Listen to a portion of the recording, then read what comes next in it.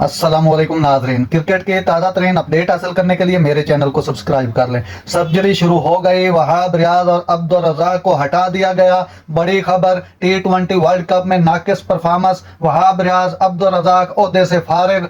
ICC T20 world cup में कौमी team की नाकिस परफॉर्मेंस पर सिलेक्टर वहाब रियाज और अब्दुल रज़ाक को ओहदे से फारिग कर दिया गया है।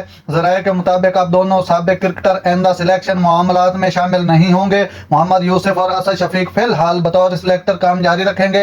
अब्दुल रज़ाक और वहाब रियाज की जगह नए सिलेक्टर का इंतखाब किया जाएगा। यह फैसला साबिक क्रिकेटर्स की जानिब से टीम सिलेक्शन पर तनकीद के बाद किया गया है।